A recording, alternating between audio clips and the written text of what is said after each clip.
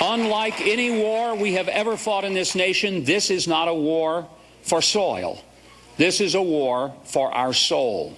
We will either win it or we will lose it. And this nation must rally to the point where we recognize there is no compromise, there is no alternative. We must win, they must lose. Islamofascism must disappear from the face of the earth, or we will.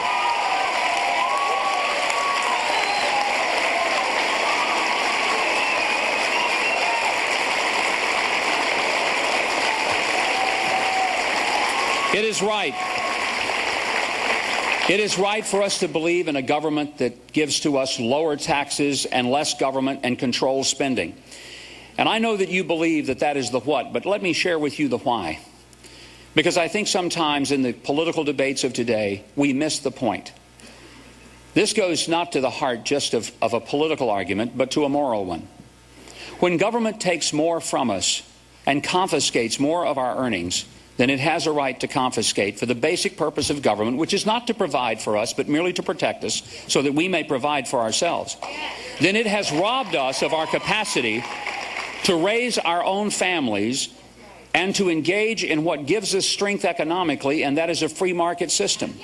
The reason that our tax system is irreparably broken is because in this city, it is not really run anymore by 535 members of Congress, but the 35,000 lobbyists, 70-1 to the members of Congress, who manipulate the tax code and creates winners and losers. The reason that I am a strong supporter of the fair tax is that it ends 66,000 pages of gobbledygook in the name of the IRS tax code, and it ends once and for all the completely nonsensical concept that we are to penalize productivity while subsidizing irresponsibility. That is counterintuitive to a strengthened economy.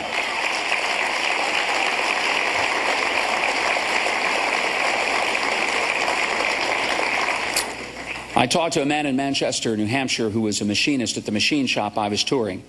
He told me of his daughter who was going to Cornell grad school at the cost of $54,000 a year. Which my first thought was, thank you, God, my daughter doesn't want to go to Cornell grad school. But then he told me, he said, you know, I'm working a second shift so I can help my daughter. But the problem is working the second shift has put me in a whole new tax bracket. Most of what I'm making in the second shift, the government's taking away from me in higher taxes.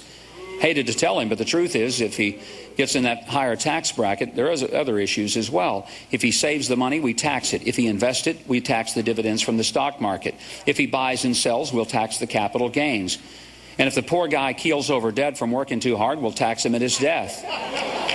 No wonder people are frustrated. You know, there's one way he can get some federal help for his daughter. He can quit working altogether, sit home and watch ESPN all day, and then she'll qualify for assistance. Now, can anybody tell me that makes sense?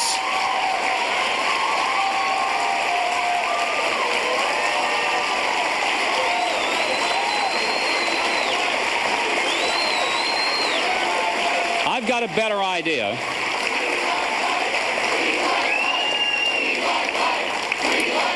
I've got a better idea than the nonsense, of that 66,000-page tax code that cost American businesses $250 to $500 billion a year in compliance costs, that's choking the life out of small business. It's a shame that the Republican Party used to be the champion of the small business owner, and we need to be again, because the fact is 50% of our jobs come from there, 80% of our new jobs, and even big business starts out as small business.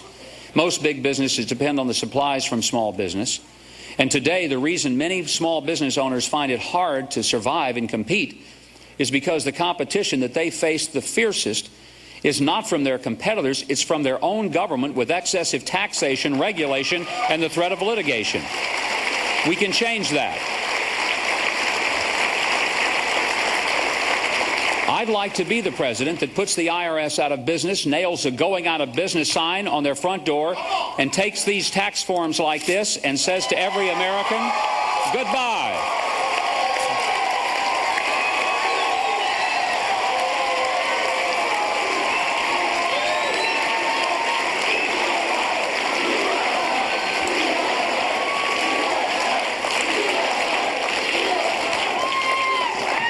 We should demand transparency and accountability from our government.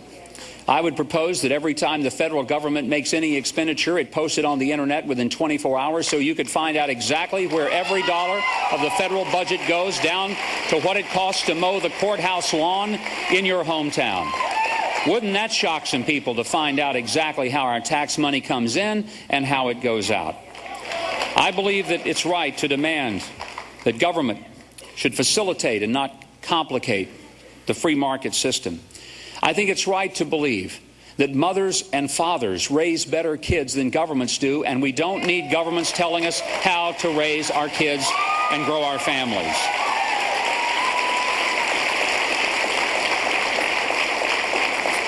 And I believe it's right for us to understand something that comes from the very heart of our founding, and that is that life is sacred and should be celebrated and elevated. And ladies and gentlemen, I know that there are some, even in the conservative movement, who think that the issues such as the sanctity of life don't belong in the discussion, but let me tell you why they do. And why, of no circumstance, will I ever be able to do anything less than not just support, but to be willing to lead a human life amendment to the United States Constitution. And hear me out as to why. From the beginning of this country, our founding fathers said it in eloquent words when 56 men put their signatures on a document, and they said, "We hold these truths to be self-evident, that all men are created equal and are endowed by their Creator with certain inalienable rights, among these life, liberty, and the pursuit of happiness." At the heart of that statement is this radical idea for 1776 that flew in the face of everything that had been a part of their culture, in which ancestry, last name, and net worth were what made a person have worth or not. They said we're all equal. Today I stand here because of their willingness to put their blood on the line to give a kid like me the opportunity to be as equal as the aristocrats. None of us would probably be sitting here talking about our freedom had it not been for their courage in recognizing the equality of all of us. But at the heart of understanding that is that if we are indeed equal, then it means that all of us have intrinsic value and worth, and no one has more than another. And nothing external gives us greater or less worth.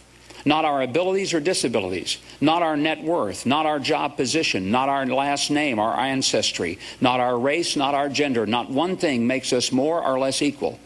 I believe that the sanctity of a human life is rooted in who we are as a culture and a civilization. And should we turn our back on this fundamental truth, we have turned our back on the very essence and